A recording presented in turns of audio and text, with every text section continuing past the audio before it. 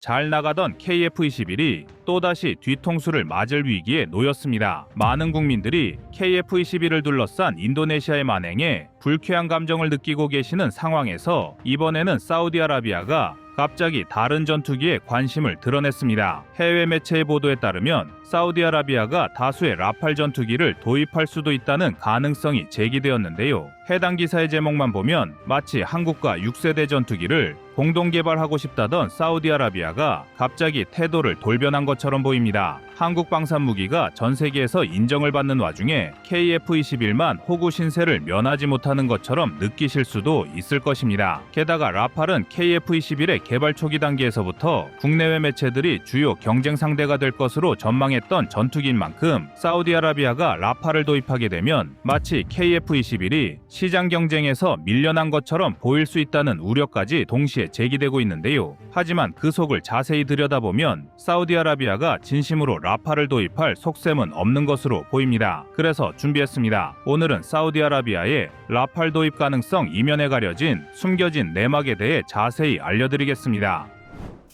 여러분의 구독과 좋아요가 꺼리튜브 운영에 많은 힘이 됩니다.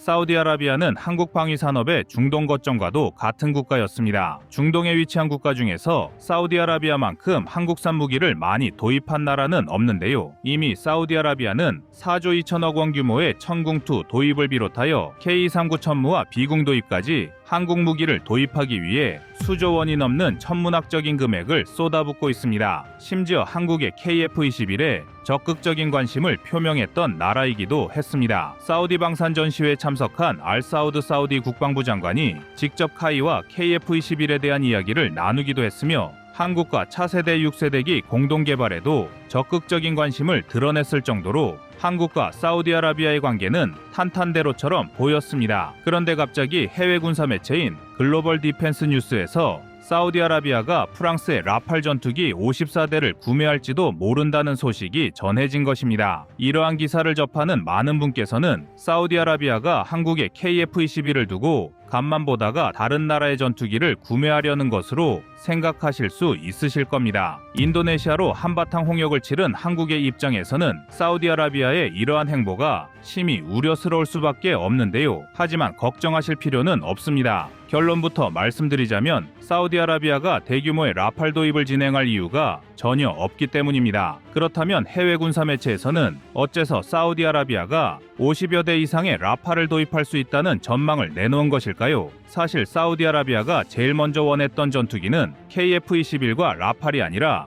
유로파이터 타이푼이었습니다. 사우디아라비아는 이미 70여 대의 유로파이터를 운용하고 있었던 상황에서 추가로 도입할 전투기 역시 유로파이터를 원해왔습니다. 하지만 독일 측에서 사우디아라비아의 언론인 사망 사건을 문제 삼으며 추가적인 유로파이터 수출에 제약을 걸었는데요. 결국 사우디아라비아는 48대의 유로파이터 추가 구매에 실패했습니다. 그리고 마치 이에 대한 대안인 것처럼 사우디아라비아의 라팔 전투기 가능성이 2023년 10월부터 나오기 시작한 것입니다. 하지만 지금까지 10개월이란 시간이 지나는 동안 정작 사우디아라비아와 라팔의 구체적인 협상 소식은 찾아볼 수 없었는데 이제 와서 잠잠하던 라팔 도입 떡밥이 다시 수면 위로 올라온 것입니다. 그러나 이러한 상황의 이면에는 내부의 불만 여론을 잠재우려는 사우디아라비아의 면피용 전략이 숨겨져 있습니다. 중동 국가들은 정치, 외교적인 상황으로 인해 미국산 무기를 도입하는 것이 쉽지 않습니다. 미국과 정상적으로 무기 거래를 하는 와중에도 급작스러운 외교 변화로 인해 무기 도입이 어려워지는 상황이 많은데요. 그래서 중동 국가들은 무기를 살 기회가 생기면 미국산 이외에도 다량의 무기를 우선 구매해서 비축하는 습성을 가지고 있습니다. 그런데 중동의 맹주 역할을 유지하고 싶은 사우디아라비아의 입장에서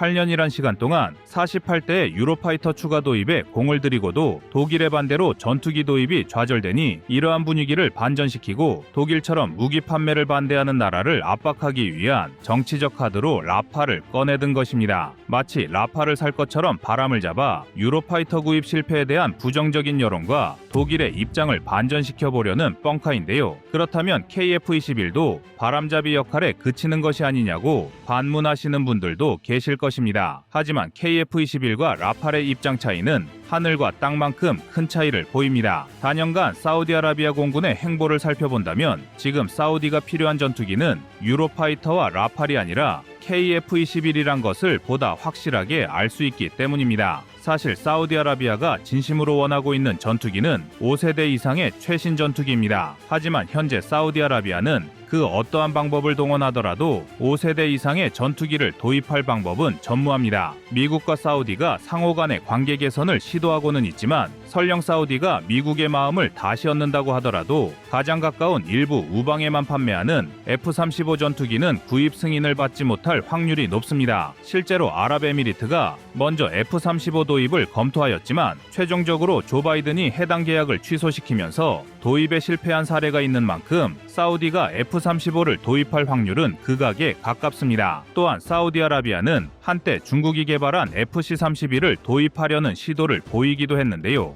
FC-31은 중국이 제니10의 후속으로 개발한 전투기이며 중국에서는 자칭 5세대 전투기로 평가받습니다. 하지만 FC-31은 그동안 서방 무기 체계를 운용한 사우디아라비아의 다른 무기들과 전혀 호환되지 않을 뿐더러 만약 중국제 무기를 구매한다면 미국을 비롯한 자유진영의 국가와 관계가 더욱 나빠질 수 있는 문제를 안고 있었습니다. 게다가 FC-31은 중국 측에서만 F-35보다 우월하다고 주장할 뿐 현실에서는 그 어떠한 성능 검증도 받지 못한 전투기인데요. 제 아무리 오일머니를 앞세운 사우디라고 할지라도 미국을 적으로 만들면서까지 검증되지 않은 전투기를 구매하는 도박을 할 수는 없는 일입니다. 결국 해외에서 5세대 전투기 구매가 어려웠던 사우디는 차선책으로 아예 6세대 전투기 공동 개발에 참여하는 것을 시도하였으나 이마저도 실패했습니다. 현재까지 진행되고 있는 6세대 전투기 개발은 미국의 NGAD 프로그램을 시작으로 프랑스, 독일, 스페인이 주도하는 FCAS와 영국, 일본, 이탈리아가 참여하는 GCAP 등이 있습니다. 사우디는 FACS와 GCAP 등의 공동개발 국가로 참여하는 것을 희망했는데 각각 프랑스와 일본이 반대 의사를 표명하면서 사우디아라비아의 참여가 무산되었습니다. 이러한 상황을 종합해볼 때 사우디아라비아에게 남은 단 하나의 방안은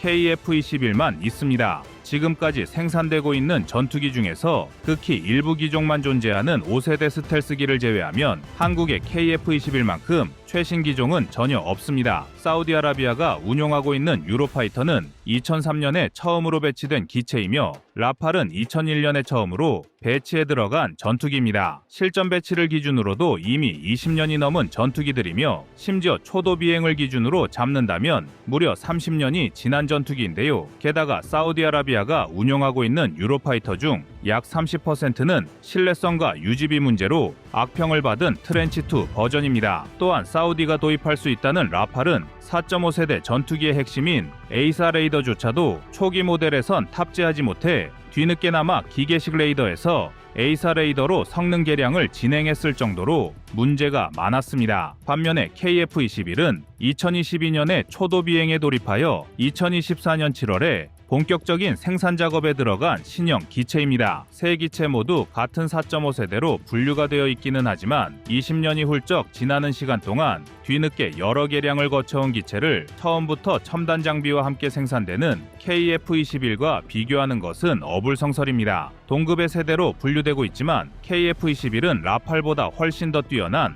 레이더 피탄 면적을 보유하고 있는데 라팔의 피탄 면적은 1제곱미터인 것에 반해 KF-21의 피탄 면적은 0.1제곱미터 수준에 육박하는 것으로 알려져 엄청난 차이를 보여주고 있습니다. 다시 말하자면 6세대 전투기까지 노리고 있던 사우디아라비아가 진심으로 라팔의 도입을 희망한다는 것은 그야말로 바보 같은 선택지를 고르는 것이며 사우디가 도입할 수 있는 가장 최신 기종은 누가 뭐래도 KF-21만 존재하고 있다는 것을 의미합니다. 또한 KF-21은 성능 개량의 한계점에 도달한 유로파이터, 라팔과 달리 5세대 이상의 전투기로 개량될 여지가 여전히 많이 남은 기체입니다. KF-21EX로 알려진 블록 3 단계만 하더라도 내부 무장창뿐만 아니라 안테나 및 각종 센서까지 매립화 개량을 진행함으로써 미국의 스텔스기를 따라갈 수 있는 성능 개량안이 이미 제시되어 있는 상태인데요. 항공 전문 매체인 에비에이션 위크에서도 한국의 KF-21 성능 개량을 주목하고 있을 정도로 KF-21은 유로파이터,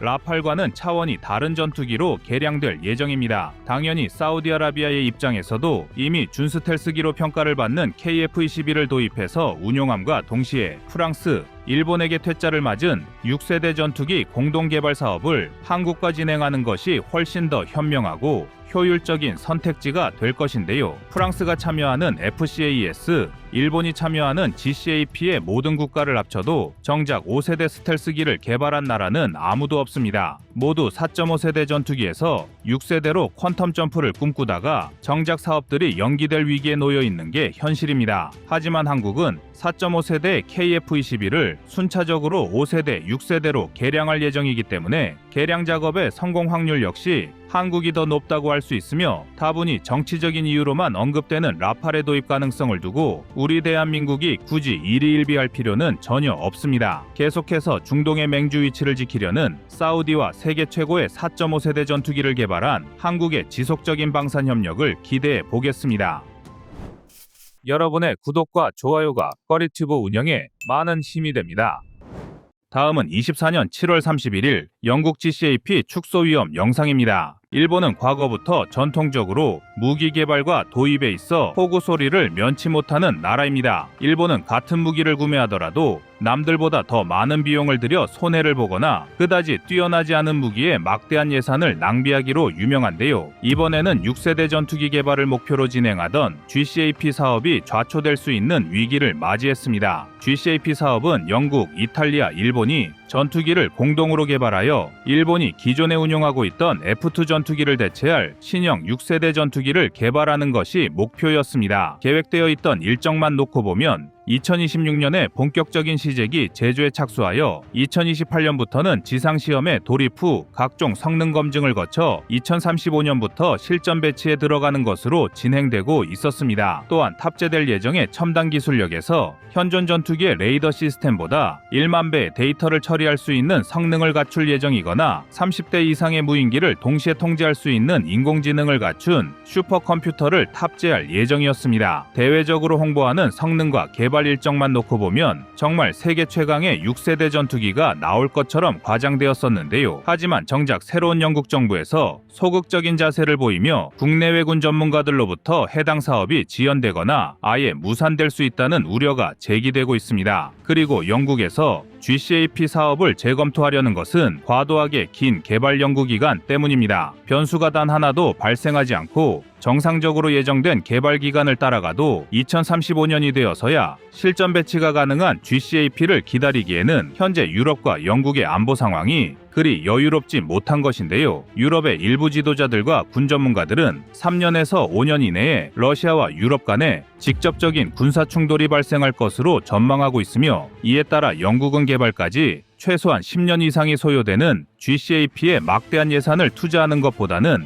당장 영국의 공군력을 강화할 수 있는 현실적인 기체를 도입하는 것에 예산을 투자하고 싶은 것입니다. 이러한 이유로 영국이 GCAP에 소극적인 자세를 보이는 것이며 GCAP 사업에서 가장 큰 영향력을 가진 영국이 이처럼 소극적인 자세로 태도를 바꾼다면 일본은 더 많은 비용을 들여 6세대 전투기를 개발하거나 아예 사업이 제대로 이루어지지 못할 위기인데요. 이러한 일본의 위기는 마치 전작이었던 F2 전투기의 개발 과정을 연상시킵니다. 일본은 F2 전투기를 개발하는 과정에서 미국에게 상당히 많은 갑질을 당했습니다. 일본은 F2 전투기의 개발 과정에서 미국에게 일부 엔진 기술을 전수받기는 하였으나 상당수의 주요 기술을 이전받는 것에는 어려움을 겪었으며 이러한 개발 난관을 극복하는 과정에서 초기 예상보다 2배가 넘는 비용을 지출하기도 했습니다. 심지어 미국은 자신들이 원하는 기술이 있다면 무엇이든 일본으로부터 넘겨받을 수 있다는 특별 성명까지 발표했을 정도로 일본은 F2 전투기의 개발 과정에서 온갖 갑질을 감수해야 했습니다. 그리고 그렇게 만들어진 F2 전투기는 과거 환율을 기준으로 약 1200억 원이 넘는 가격을 자랑했는데 F2 개발에 뼈대라 할 수 있는 F16이 약 900억 원,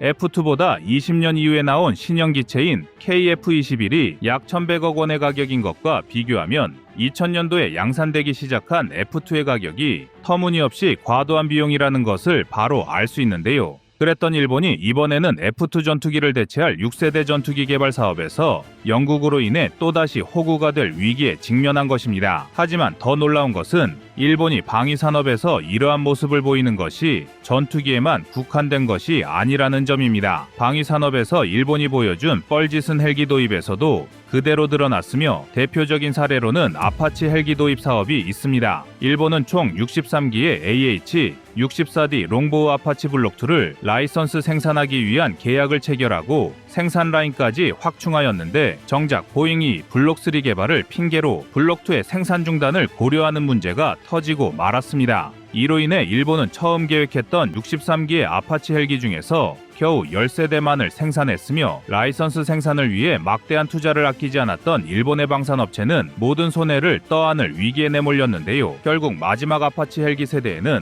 생산 라인을 갖추는 데 들어간 비용까지 모두 청구되어 대당 2천억 원이 넘는 가격으로 자위대에 납품되었습니다. 일본이 미국으로부터 F-35 전투기를 도입할 때의 대당 가격보다 2배가 넘는 비용을 들여 아파치 헬기를 도입한 것으로 약 3조 원의 총사업비를 투자하여 10세대 구형 아파치 헬기를 도입한 전대미문의 사건으로 남아있는데요. 더욱 충격적인 사실은 여기서 끝나지 않습니다. 한국은 일본이 도입한 AH-64D 아파치 롱보우보다 한층 더 성능이 강력해진 AH-64E 아파치 가디언을 도입하면서 대당 가격을 단돈 450억 원만 사용했습니다. 한국과 일본이 아파치 헬기를 도입하는데 투입한 대당 가격이 무려 5배나 차이가 날 정도로 일본은 돈 낭비를 제대로 한 셈입니다. 결국 일본은 한국보다 5배가 넘는 돈을 쏟아붓고서 정작 자신들이 필요로 하던 수량의 5분의 1에 불과한 아파치 헬기를 도입한 바보 같은 짓을 저지른 것인데요. 방위 산업에서 돈을 가져다 버리는 일본의 행각은 또 있습니다. 일본 자위대에는 89식 소총을 제식으로 사용하고 있는데, 89식 소총은 M16의 원형인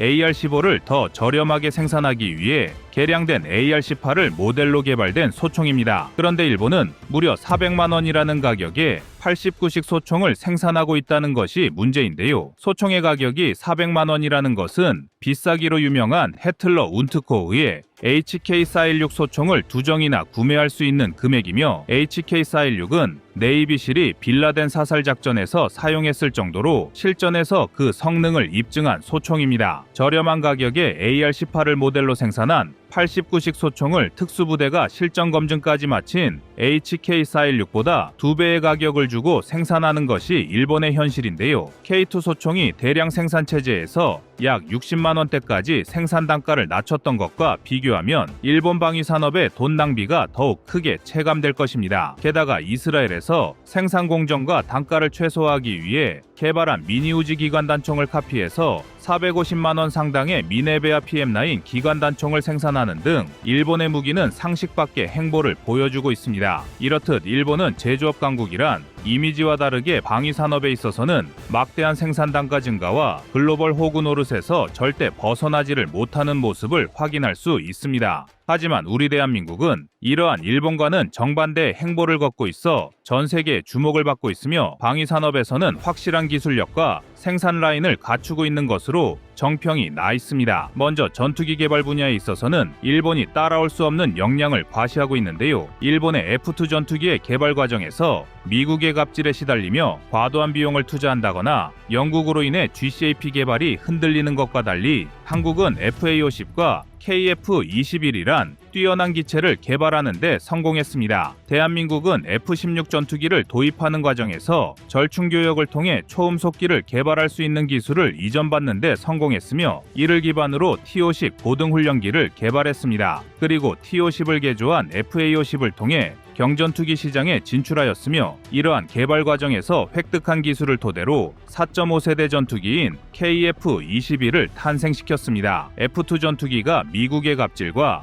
일본 내부의 문제로 제대로 된 수출 시도조차 못했던 것에 비하면 이미 5세대 스텔스기와 수출 경쟁에 돌입한 한국의 전투기 개발 능력은 감히 비교하기가 민망할 정도입니다. 게다가 아파치 헬기 도입에서도 한국은 일본과 비교가 불가능할 정도로 뛰어난 전력 구축에 성공하였는데요. 앞서 말씀드린 것처럼 아파치 헬기의 대당 도입 가격도 5분의 1에 불과했지만 1차 도입 과정에서 예정된 36대의 물량을 모두 깔끔하게 인수 완료함으로써 계획된 63기의 물량 중에서 13기만 확보 후 사업 자체가 엎어진 일본을 더욱 민망하게 만들었으며, 추가로 36대의 아파치 헬기를 도입하려는 2차 사업의 진행을 통해 주한미군의 도움 없이 한국의 아파치 헬기 전력만으로도 충분히 제7기동 군단의 북진을 지원할 수 있는 전력을 구축했는데요. 더욱더 놀라운 사실은 우리 대한민국이 아파치 헬기뿐만 아니라 자체적인 공격 헬기까지 확보함으로써 일본이 도저히 따라올 수 없는 전력을 구축하고 있다는 것입니다. 한국은 아파치 헬기와 하이로우 믹스 개념으로 운용할 수 있는 소형 무장 헬기를 자체 개발에 성공하였으며, 아파치를 하이급, LAH를 로우급으로 편제하여 임무를 수행하도록 전력을 구성하였습니다. 도합 72대 아파치 헬기 도입과 약 200여 대의 LAH를 생산하는데 들어간 예산은 총 11조 원 규모로 3조 원의 예산을 투입하여 겨우 13대의 아파치 헬기를 도입한 일본에 비하면 정말 효율적으로 예산 관리와 전력 확보에 성공했다는 것을 알 수 있습니다. 게다가 한국은 일본보다 방산 무기의 수출이 훨씬 자유로운 이점까지 가지고 있기 때문에 향후 방산 시장에서의 수출을 통해 투자한 개발 비용을 회수하고 국가 경제에 막대한 이익을 불러올 수 있다는 점을 고려하면 두 국가의 경제적 손익은 더욱 벌어질 수밖에 없습니다. F2 전투기 6세대 GCAP 헬기 도입까지 손을 대는 사업마다 돈을 가져다 버리는 일본을 보면 해외 무기 도입과 국산 무기 개발에서 모두 효율적인 성과를 보여주는 대한민국의 방위 산업이 더욱 놀라운데요. 앞으로도 일본은 해왔던 그대로 지금처럼 삽질을 거듭해준다면 대한민국과 일본의 방위 산업 격차는 더더욱 현격히 벌어질 것입니다. 여러분의 구독과 좋아요가 꺼리튜브 운영에 많은 힘이 됩니다.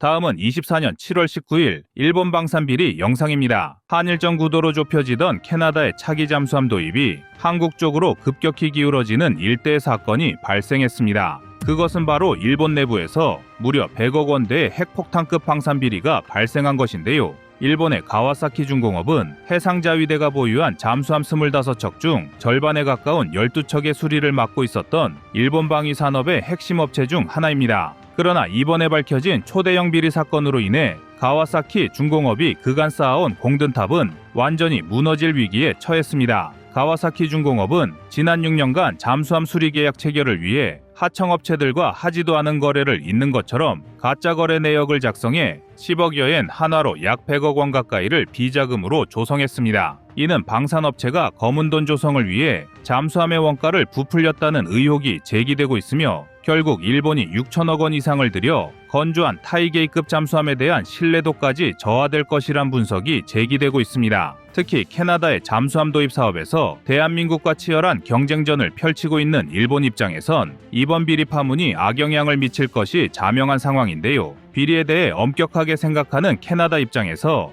일본 잠수함을 입찰해서 배제할 가능성도 존재한다는 분석입니다. 탑승한 병력의 생사를 좌우하는 군수무기는 신뢰가 가장 중요한데, 비자금 조성을 위해 잠수함 단가를 조작할지 모르는 기업의 무기를 사고 싶은 나라는 어디에도 없을 것이기 때문입니다. 그리고 이러한 악재는 일본의 국내 상황과 맞물려 정식 군대를 보유하고 방산 시장에서의 영향력 확대를 꿈꾸는 일본의 야심찬 포부에 제약을 걸게 되었습니다. 일본은 현재 초엔저 현상이 대두되면서 일본 역사상 최대 방위 예산의 30%가 증발했을 정도로 일본 경제 상황 역시 안정적이지 못합니다. 일본 정부는 지난 2022년에 향후 5년간 43젠 한화로 약 369조 7,600억 원을 방위 예산으로 호기롭게 책정했습니다. 이는 일본의 GDP 대비 방위비 증액은 1% 이상을 넘어서는 안 된다는 기존 정책 기조를 무너뜨린 결정이기도 했는데요. 그러나 최근 3년간 1달러당 108엔이었던 엔화 가치가 1달러당 160엔으로 하락했습니다. 이러한 엔저 현상은 일본이 생산하는 군함이나 전차, 잠수함 등에 필요한 미국산 장비와 부품들의 가격이 올랐고, 가격 상승은 결국 조달 비용 급증으로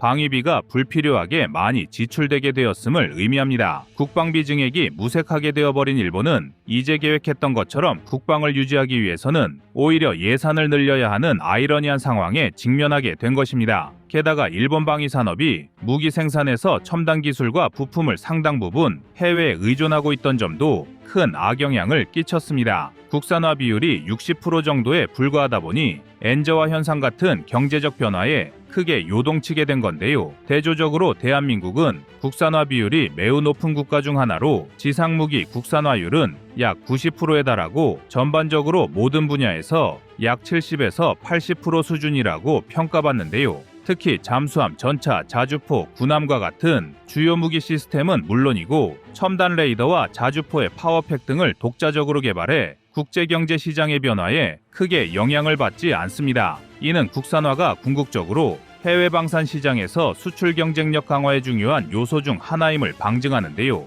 즉, 대한민국은 자체 개발의 길을 선택한 덕분에 일본과 달리 효과적인 국방 예산 집행이 가능해졌습니다. 이러한 국산화 작업은 이번 캐나다 잠수함 수출 사업에서도 우리 대한민국이 일본보다 한 발 더 앞서 나갈 수 있는 중요한 배경이 되기도 했습니다. 캐나다 잠수함 수출 사업은 노후화된 빅토리아급 잠수함 대체를 위해 3,000톤급 디젤 잠수함 12척을 도입하려는 계획이 포함된 사업입니다. 사업 규모만 봐도 최소 약 60조 원 이상의 천문학적인 금액을 자랑하며 캐나다 해군의 미래를 좌우할 중요한 프로젝트인데요. 이번 사업에서 다른 국가들을 제치고 유력한 수출 후보로 한국의 장보고 3 배치2와 일본의 타이게이급 잠수함이 경쟁하고 있습니다. 한국의 장보고 3 배치2 잠수함은 세계 최초로 공기분류 추진 체계와 리튬이온 배터리를 동시에 탑재한 디젤 잠수함으로 긴 잠항 시간과 강력한 무장을 자랑합니다. 이러한 성능은 캐나다가 요구하는 장거리 항해 능력 및 높은 작전 지속 시간을 만족시키는 중요한 요소입니다. 반면 일본의 타이게이급 잠수함은 리튬이온 배터리를 사용하긴 하지만 AIP 시스템이 없어 잠항 시간에 불리한 단점을 지니고 있습니다. 또한 대한민국은 인도네시아 등